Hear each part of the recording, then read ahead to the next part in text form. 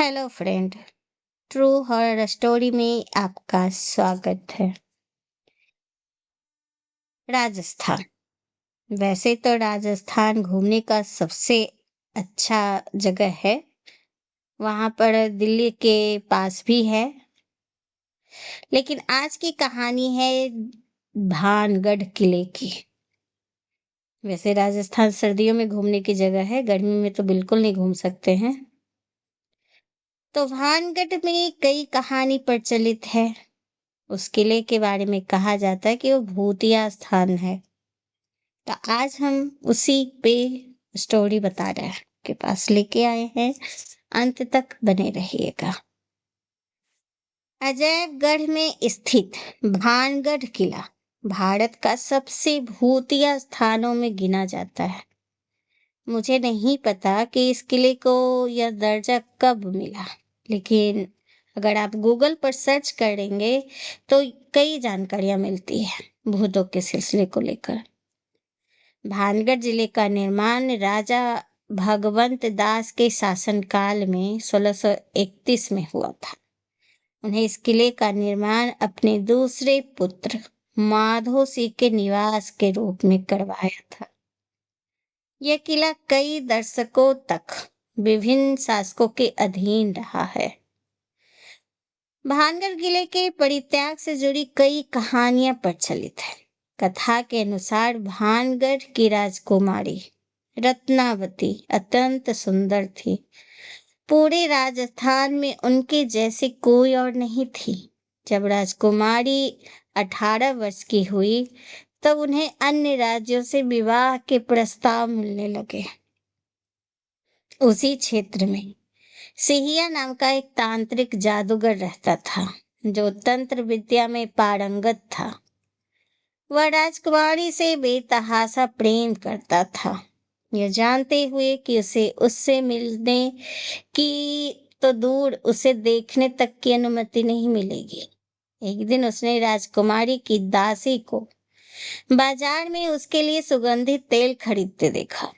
यह देखकर उसे राजकुमारी से मिलने का एक विचार आया।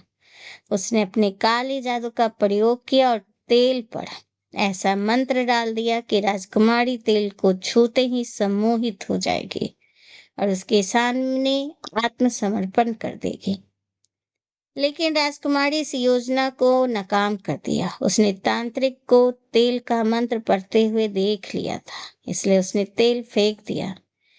तेल की बोतल एक बड़े पत्थर पर टूट गई। जैसे ही तेल पत्थर से टकराया, वह दुष्ट तांत्रिक की ओर लुढ़कने लगा और उसे कुचल डाला।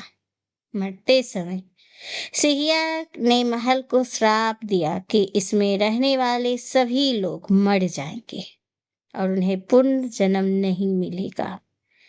ठीक अगले वर्ष भानगढ़ में युद्ध हुआ। उसमें रत्नावती की भी मृत्यु हो गई। उसके बाद लोग श्राप पर विश्वास करने लगे और सुरक्षित स्थान की ओर किले को छोड़कर चले गए। किला वीरान हो गया।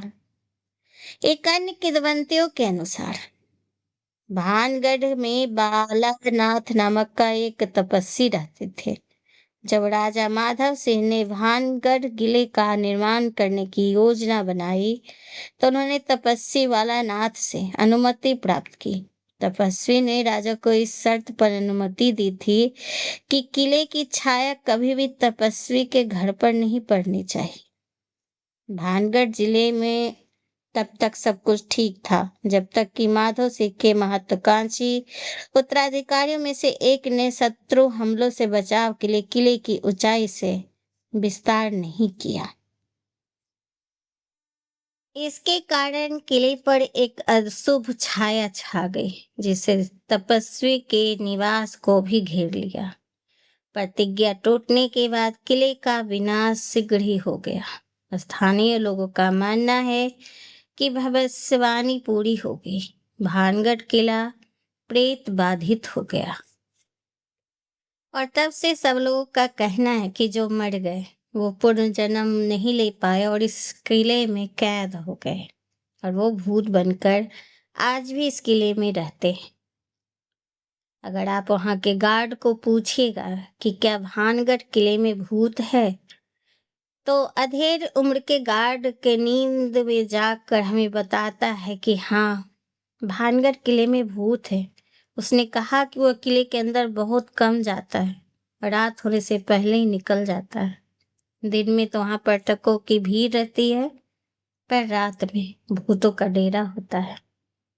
गार्ड वहां पे जो रहते हैं वो कहता है कि मैं रात में यहाँ नहीं आता, मैं बाहर ही रहता, क्योंकि अंदर भूत होते। उन्होंने हमें बताया है लोगों से कि किले के अंदर कुछ ग्रामीण की मुलाकात भूत से हुई है, लेकिन वे उनकी पूजा करते हैं, इसीलिए भूत उन्हें नुकसान नहीं पहुंचाते। कुछ लोगों ने जब उनसे पूछा कि वे लोग बात क्या करते हैं, उनके पूछने पर उन्होंने बताया कि वे बात नहीं करते, वो पीछे पीछे चलते हैं और फिर अचानक गायब हो जाते हैं। अगर कोई इंसान है तो वह कैसे गायब हो सकता है? तर्क की बात है ना, यानी कि भूत है, तभी तो चलते चलते साथ में और गायब हो जाते हैं।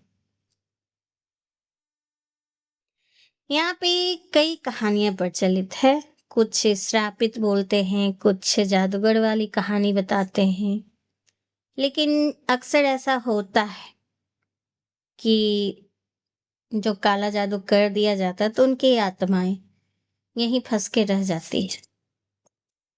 लोगों का ऐसा मानना है, शायद वही हुआ होगा। वहाँ के जो भी निवासी थे उनकी आत्माएं वहां फंस के रह गई हो और वो भूत बन के वहां आज भी उस किले में रह रहे हैं।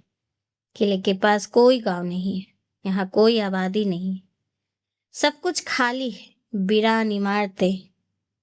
कभी सुखद अनुभव करती होगी, पर बुरी नजर ने उसका सब खत्म कर दिया। कुछ लोगों का मानना है, स्थानीय लोगों का वहां मानना है कि भानगढ़ किला आत्माओं से भरा उठा है। इन इलाकों में रहने वाले लोगों को आत्माएं खंडरों में भटकती हुई नजर आती है। किले में स्थित महल उनकी पसंदीदा जगह है। वे ज्यादातर गतिविधियां जो भी है वो महल में किया करते हैं। और ये पूर्णिमा की रात हो या सूर्य ग्रहण या चंद्र ग्रहण के दौरान तब ज्यादा दिखता है, वहां की गतिविधियां ज्यादा दिखती है। शायद सारे भूतों का सम्मेलन होता होगा।